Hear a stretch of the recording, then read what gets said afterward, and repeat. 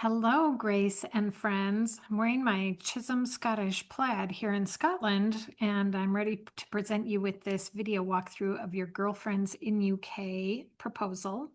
The first thing I want you to know is that pricing is for 4 people. So if that number changes, it will also impact the quote I'm sending you today. I did not include a quote for trip insurance, but I do recommend it. And if you'd like me to provide that in a separate proposal, I'm happy to do that. So let's jump in. I'm going to share my screen. We can walk through the proposal together. Okay, let's get to the top here. I always like to provide a little background information to help you prepare for your trip. So you'll see some information at the top on how to apply for the UK visa, exchange money, tipping practices, what to expect from the weather, what kind of converter to bring, as well as emergency contact information, and how to enroll in the STEP program. This isn't required, but it is helpful in case you run any issues while you're traveling. Day one, as requested, I have you leaving Chicago after 6 p.m. on April 25th, arriving in London at 11:15 a.m. the following morning. I provided at least 3 lodging options, so you can take some time and explore these on your own. They do include a B&B, a traditional hotel, and an apart hotel, which is the one that I ended up choosing because it was the least expensive and also the closest to some really cool vintage shopping areas.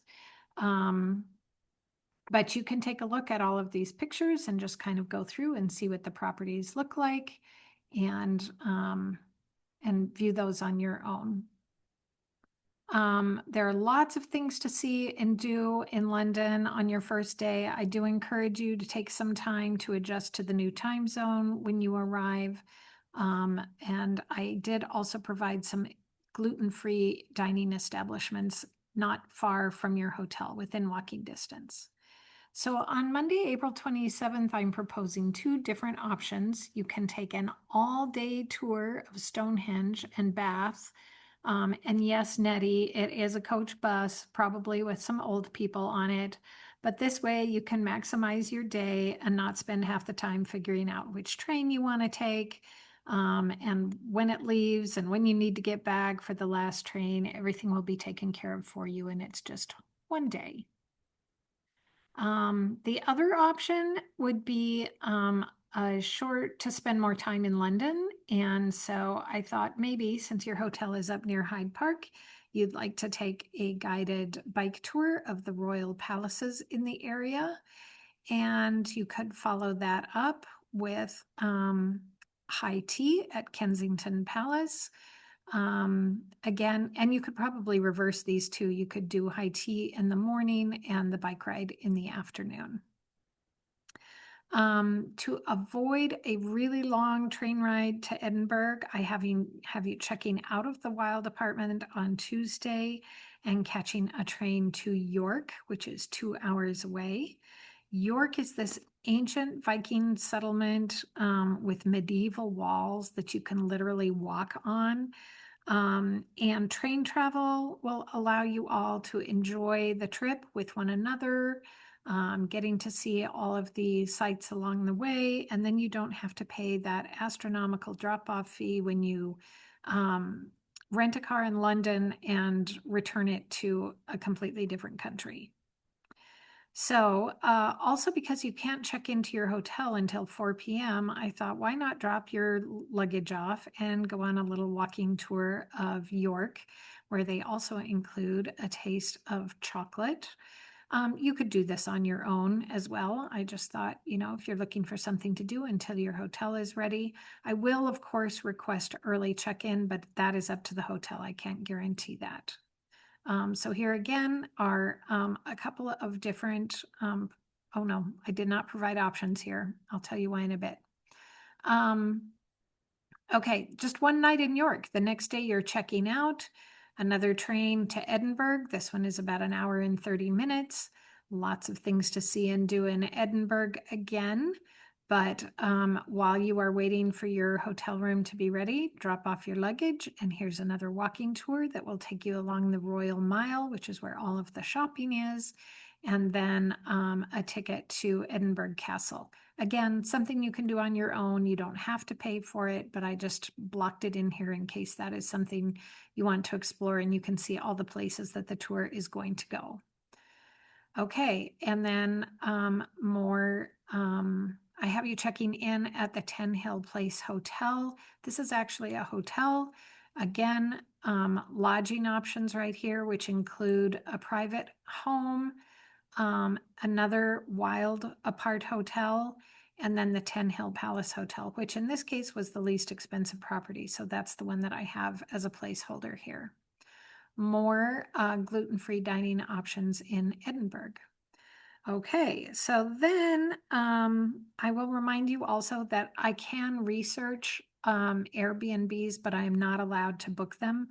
That's just their company policy. So I can research something and recommend that for you if that's the direction you need to go. I did a quick look and I'm not finding anything that's terribly less expensive than the hotels and the other properties that I've listed, but I can look if that is your preference. Okay, so on Thursday, you have two options, just like in London. Option one is a full day tour to Loch Ness, Glencoe, and the Highlands. And by full day, I mean full day, 12 hours and 30 minutes. And yes, Nettie, it is on a bus, probably with some old people. Again, how much time do you want to spend just getting to this corner of Scotland? It's a long ways away, but it's available if that's what you decide to do. Okay, again, you can look at the photos, say, yes, I want to go there. This looks amazing. I have to see a cow, whatever your priorities are.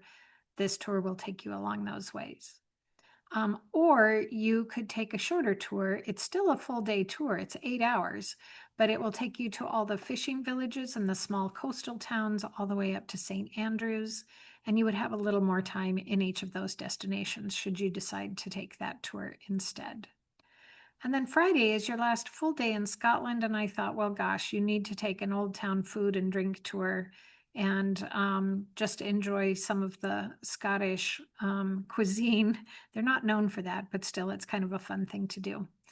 And before you know it, it is time for you to check out, head to the airport. You would be departing at 10:30 a.m. on Saturday, May 2nd, arriving in New York at JFK at 12:30, 3-hour layover, arriving back in Chicago around 5:43 p.m. So take a look over the holidays and explore these various options. And I can hold the train prices until January 3rd, at which time they will go up to reflect 2026 pricing. Airfare and lodging, as I mentioned, are subject to change until time of booking. So I look forward to hearing your feedback, answering any questions you have, and I wish you a Merry Christmas from Scotland.